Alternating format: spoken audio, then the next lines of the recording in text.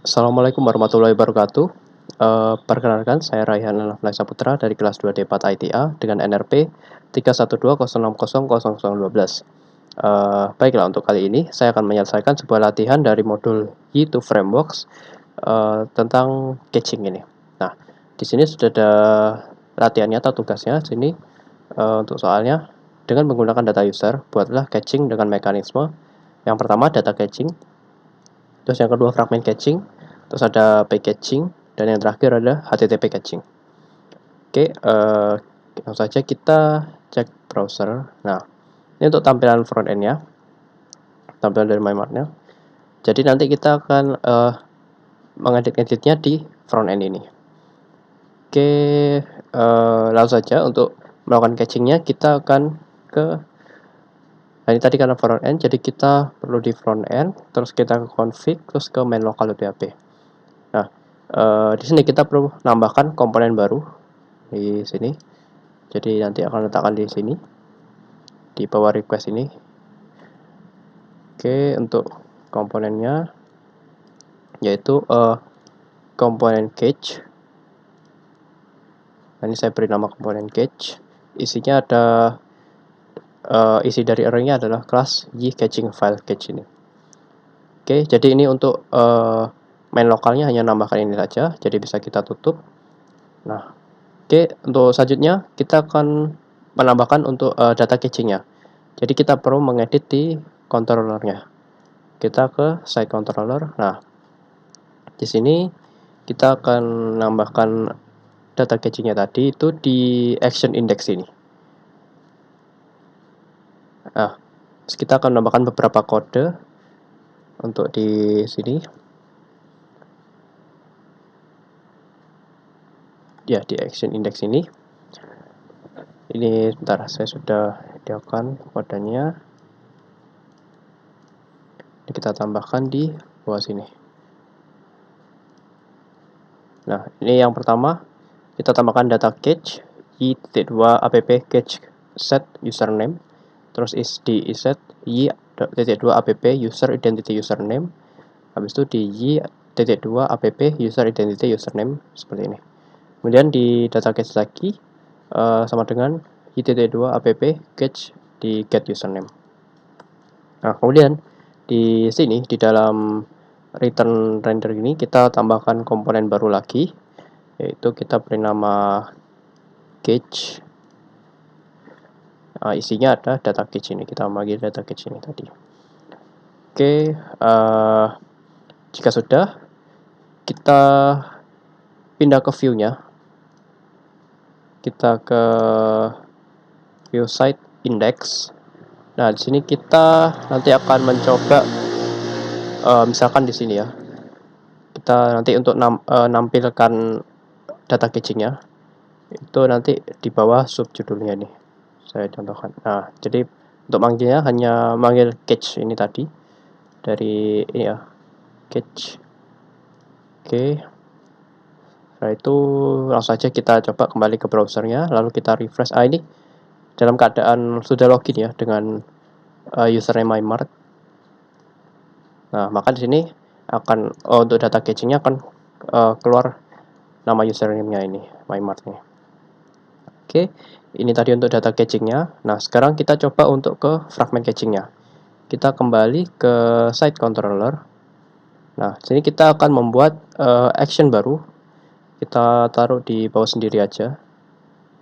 Untuk action barunya di bawah sini. Nah, ini bentar saya rapikan dulu.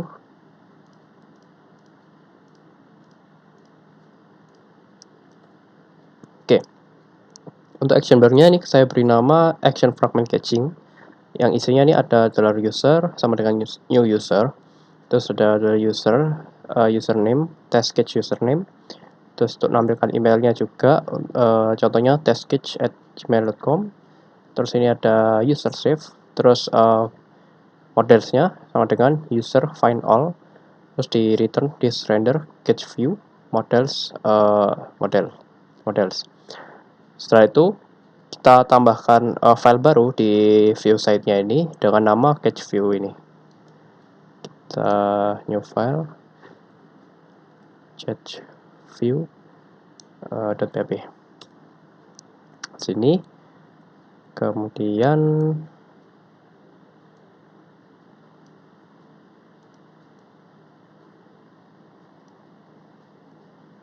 kita tambahkan. Nah, ini untuk isi dari gadget view-nya ini. Ada PHP if this begin catch view, terus di for each model as model, terus di echo ID-nya, habis itu di spasi, terus model username-nya, habis itu juga spasi, terus nampilkan emailnya juga. Terus di disengage, terus di echo count front end models user file. Nah, terus juga di set controller ini kita perlu memanggil user itu sendiri. Kita perlu use front end models user. Jadi kita mengambil usernya juga. Oke, jika sudah kita coba refresh. Nah, oke, aman. Nah, jika aman, kita langsung pindah ke halamannya, yaitu di front end web, terus site, habis itu ke fragment caching. Di sini kita enter aja. Nah, maka sini akan keluar usernya, atau ini untuk fragment cachingnya. Oke, untuk fragment cachingnya seperti ini kurang lebihnya. Nah, sekarang kita lanjut yang ketiga. Yang ketiga yaitu adalah packagingnya. Nah, untuk packagingnya kita kembali ke site controller lagi. Di sini kita akan ke behaviornya. Di sini, nah di behaviornya ini kita akan menambahkan array baru di bawah sini, di bawahnya verb ini. Oke, ini untuk packagingnya.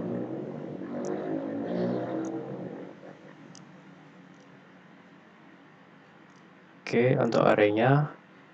Nah, ini untuk isi dari arraynya baru, yaitu isinya ada kelas y filter package, terus di only index, terus kita kasih durasi 60 detik. Oke, jadi ini coba kita refresh apakah berhasil. Nah, oke, berhasil. Jadi ini kita sudah dalam keadaan bukan packagingnya. Nah, jadi ini misal nanti kita mengubah salah satu elemennya misal di site indexnya. Nah, misal kita menghapus salah satu elemennya, terus kita tampilkan lagi. Nah, itu nanti baru bisa ditampilkannya lagi setelah 60 detik ini.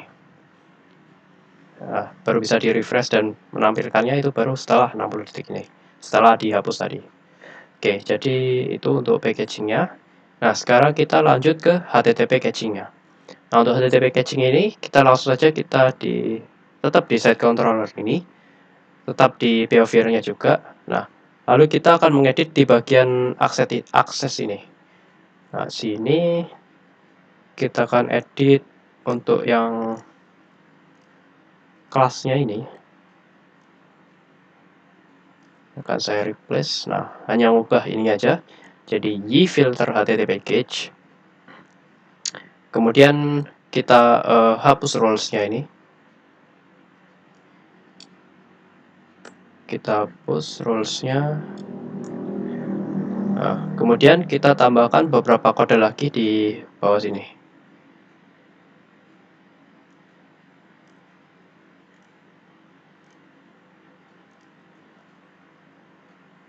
Nah, oke. Jadi kita tambahkan last modified function action params. Terus isinya itu ada query new jdb query, terus di return query form item max created add.